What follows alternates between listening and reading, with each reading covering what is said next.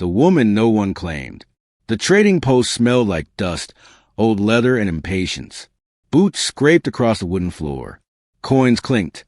Men talked loud, laughed louder, and pretended not to see the woman standing near the back wall. She was small, bent slightly at the shoulders, wrapped in a faded black shawl that looked like it had once belonged to someone taller, stronger, someone long gone. Her hands were folded tight at her waist, knuckles pale, as if she were holding herself together by force alone. No one spoke to her. They looked, quick glances, sideways eyes, but they didn't see her. At the counter, the store owner, Mr. Harlan, weighed sacks of grain for a ranch foreman. His voice boomed as he joked about prices going up again. "Can't be helped," Harlan said. "World's changing. If you can't keep up, you get left behind." The words landed like stones.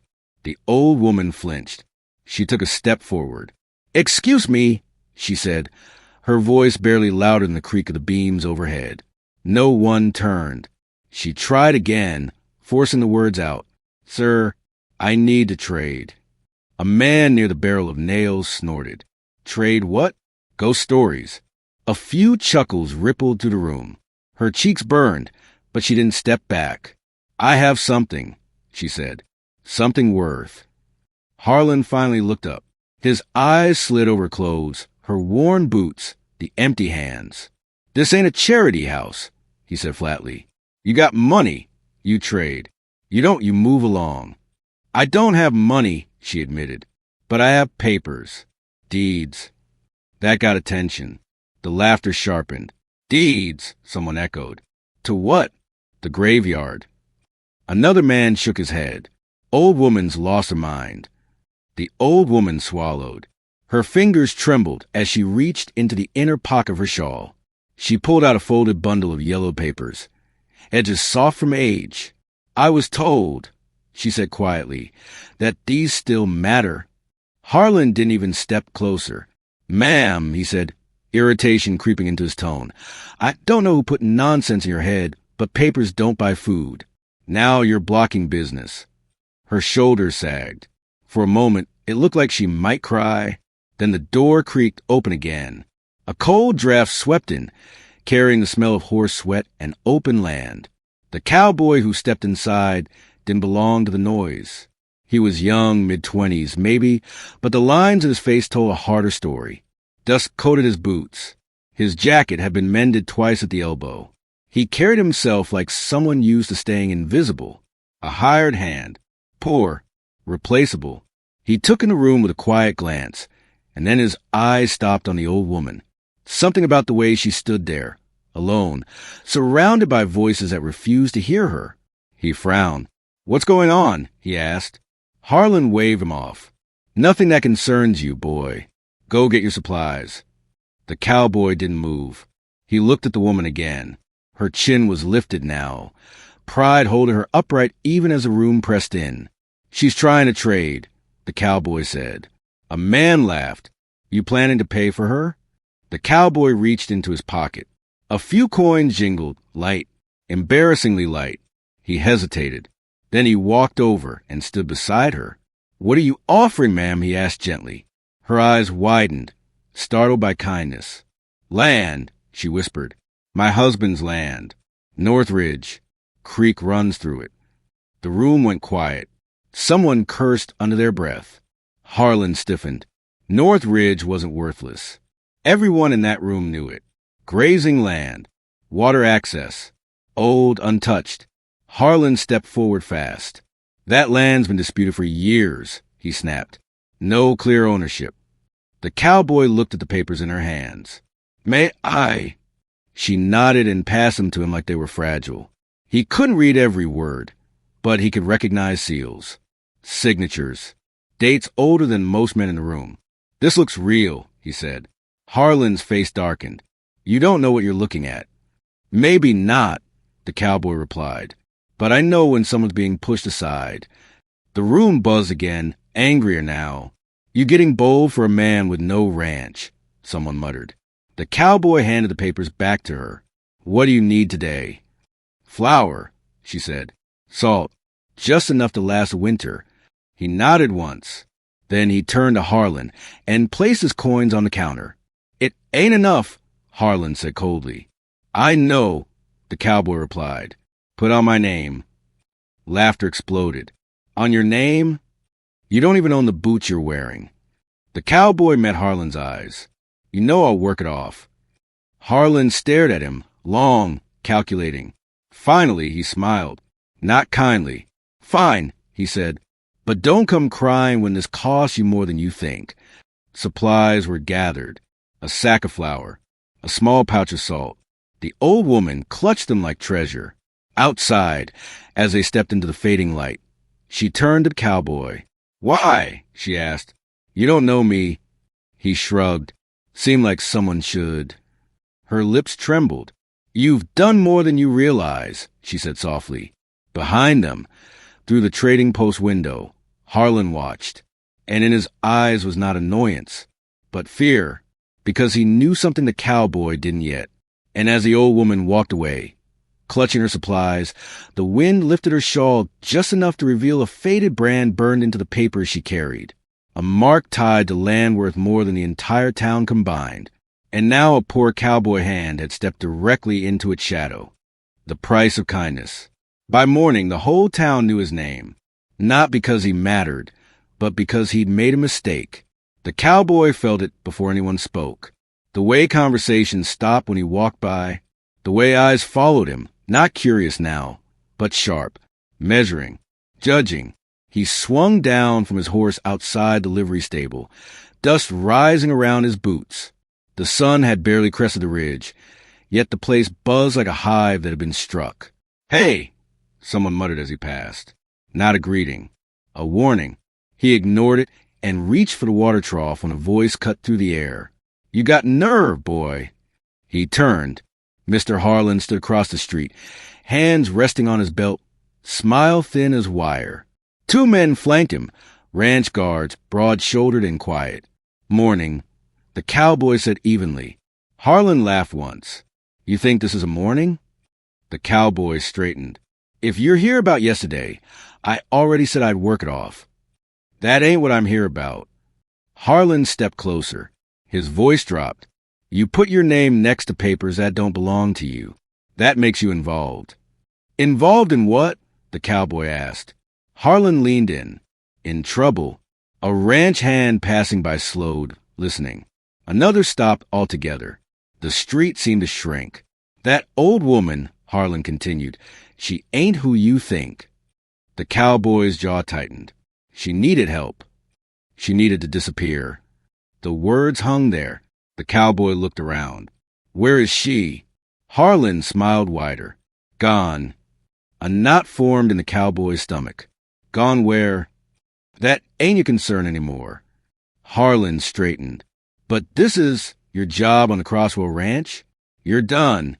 The words hit harder than a fist. "You can't do that," the cowboy said. "I got a contract." Harlan shrugged. "Not anymore. Ranch owner don't want troublemakers." One of the guards stepped forward. "You should pack." The cowboy felt heat rise in his chest. Not fear. Anger. "All I did was help an old woman buy flour." Harlan's eyes hardened. "You helped to remind people of something better forgotten." With that, he turned and walked away, boots echoing on the boards. The street slowly came back to life, but not for him. No one met his eyes. By noon, he was unemployed. By evening, he was unwanted. The bunkhouse door stayed shut. The cook pretended not to hear him. Even the stable boy, barely 14, avoided him. He sat on the edge of town, staring at the horizon, replaying the woman's words. "You've done more than you realize." Had he? Or had he just ruined the only life he knew? As the sun dipped low, a shadow fell across him. "You looking for her too?" He looked up. A girl stood there, maybe 16 or 17, hair tied back, eyes sharp, clothes practical. She held a ledger under one arm. "Looking for who?" he asked. "The old woman," she said. "Everyone pretending she never existed." His heart kicked. "You know where she is?" The girl hesitated. "I know where she was last seen." She turned and walked, not waiting. He followed. They stopped near the edge of town, where the land dipped toward the creek. The girl pointed to disturbed dirt near the bank. "She slept here last night," she said. "I brought her bread. This morning, nothing." The cowboy crouched, fingers brushing the ground. Footprints. More than one set. "She didn't leave on her own," he said quietly. The girl nodded. "I think they scared her." "Who?" She didn't answer. "She didn't need to." He stood. "What's your name?" "Clara." "Why help her?" Clara looked at him. "Because she saved my father's land once. Long ago. No one believed him either. That stopped him. Saved how? She proved it was his." Clara swallowed. "Before they took it anyway." A chill ran through him. "The papers," he murmured. "They're real. Very real," Clara said. "And very dangerous." The wind picked up, rustling the grass. Somewhere, a horse snorted. "They're going to take it from her," the cowboy said. "They already tried," Clara replied. "That's why she came to town." He clenched his fists. "Then we find her." Clara met his gaze. "They'll come for you next." "Already did." She gave a sad smile. "Then you're committed." They heard hoofbeats. Fast. Clara's eyes widened. "Hide!" They ducked behind a cluster of trees as 3 riders thundered past, heading north, toward the ridge. The cowboy watched them go. "That's where her land is," he said. Clara nodded. "And if they get there first." He didn't finish. He stood, resolve hardening in his chest. "I don't have money," he said, "or power." Clara stepped closer. "You have truth." He looked once more at the empty creek bank. "Then let's go claim it," he said. Behind them, unseen, a 4th rider turned his horse and followed at a distance. And in his saddlebag were the same papers the old woman had carried. The land that remembered. The ridge came into view just as the sky turned the color of old bruises. The cowboy and Clara reined in their horses at the edge of the rise, both breathing hard, not from the climb, but from what they knew waited ahead. Below them stretched the land the old woman had spoken of in a voice barely strong enough to carry hope. Wide grasslands, a silver ribbon of creek winding through the earth. Cottonwoods standing like witnesses who had seen too much to speak. "This isn't nothing," the cowboy murmured. Clara nodded. "It never was." They dismounted and led their horses forward. The ground felt different here, solid, patient, like it remembered every step ever taken on it. Halfway down the slope, the cowboy froze. Smoke, thin, deliberate, curling upward near the creek. "They're already here," he said. They moved quietly now, keeping to the trees. As they neared the water, voices carried, men's voices, confident, careless. "You sure these are the right boundaries?" one asked. Another laughed. "Boundaries are what we say they are." The cowboy peered through the brush. 3 men stood near a rough table set up by the creek. Papers were spread across it. One of the riders from earlier leaned over, pointing with a gloved finger, and standing apart from them, the old woman. She was seated on a fallen log, hands bound loosely in front of her. Her shawl was gone. In its place, the wind lifted her gray hair freely, exposing a face lined with pain and something sharper. Defiance. Clara sucked in a breath. "They caught her." The cowboy's jaw clenched. "Not yet." Before they could move, a voice rang out. "You might as well come out." They turned. A 4th man stepped from behind a tree, older than the others, dressed finer. His eyes were calm. Dangerous. "Harlan." He tipped his hat. "Didn't think you'd stay away." The cowboy stepped forward, hands visible. "Let her go." Harlan smiled. "She won't go anywhere until she signs." The old woman lifted her head. Her eyes met the cowboy's. "I told you not to follow," she said softly. "You didn't tell me the truth," he replied. She closed her eyes. "I hoped you wouldn't need it." Harlan clapped once. "Touching. Truly. Now let's end this." He slid a paper across the table toward her. "Sign, and you walk free." "And if I don't?" she asked. He shrugged. "Then we'll call you a liar, a trespasser, a mad woman who wandered off and drowned." Clara stepped forward. People will notice. Harlan laughed. People notice what they're told to. The old woman straightened as much as her frail body allowed. My name, she said, voice rising, is Eleanor Whitlow. The men stilled. Harlan's smile vanished. My husband, Samuel Whitlow, bled into the soil before any of you thought it valuable, she continued. We were promised protection, promised fairness. She looked at Harlan. You were there. Harlan's eyes flickered. You watched them push us off, Eleanor said, and you took what wasn't yours. One of the men muttered, That name... Clara's breath caught. My father told me about her. Harlan slammed his hand on the table. Enough. He leaned in close to Eleanor. You had your chance decades ago. Eleanor met his gaze. So did you. Silence stretched thin. The cowboy felt it then. The shift. The men were listening now. Not convinced, but uncertain. And uncertainty was dangerous. Harlan straightened and turned to the others. You don't need to hear this. I'll handle it. He gestured to one man. Take her. The cowboy moved without thinking. He stepped between them. No, he said. Harlan's eyes hardened. You want to stand in the way of progress? I want to stand in the way of theft. One of the men laughed nervously. Boss, maybe we should. Harlan drew his gun. The sound of the hammer, cocking, echoed across the creek. Clara gasped. Last chance, Harlan said. Walk away. The cowboy didn't move. Behind Harlan, Eleanor spoke, calm, steady. You won't shoot him. Harlan didn't look back. Don't tell me what I won't do. Because, Eleanor continued, if you do, you prove everything I've said. Harlan hesitated. That was all it took. A shout rang out from the trees. Sheriff! Harlan spun, but there was no sheriff. Only townsfolk, half a dozen of them, standing uncertainly at the edge of the clearing.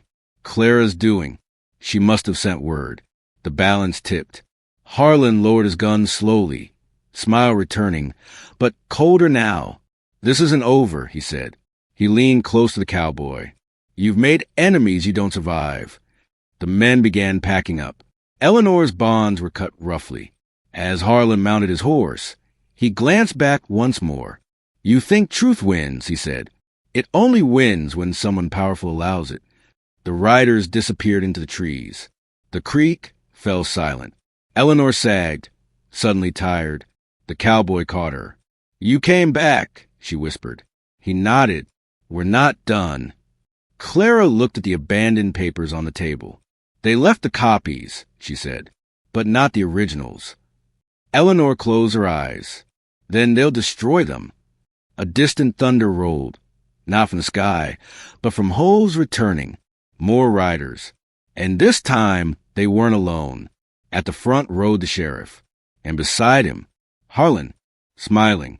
When the town took sides, the sheriff's horse slowed first. That was how the cowboy knew this wasn't a rescue. Dust hung in the air as the riders formed a loose half-circle near the creek. The sheriff dismounted with care, boots sinking into soft earth like he was stepping on the ground that might give way under the weight of what he'd come to do. Harlan stayed mounted, smiling. Well now, the sheriff said, clearing his throat. Seems like we got ourselves a situation. The cowboy didn't speak. He watched the sheriff's eyes, how they slid past Eleanor, past Clara, and landed on the papers spread across the table. Those papers had weight. Eleanor straightened beside the cowboy, leaning on a stick she'd picked up. Sheriff, she said, you remember me. The sheriff paused. I do, he admitted quietly. Mrs. Whitlow. Harlan leaned forward in his saddle. And you remember the trouble she caused. Eleanor's voice sharpened. I remember the trouble you profited from. The sheriff raised a hand. That's enough. He turned to the cowboy. Son, I've heard your name more times today than I care to. Funny, the cowboy replied. I've never once heard you speak up for what's right. A murmur rippled through the townsfolk who had followed. Not many, just enough to matter. The sheriff's jaw tightened. Careful. Careful is how this land got stolen, Eleanor said. Harlan laughed, still telling stories. They're not stories. Clara said, stepping forward.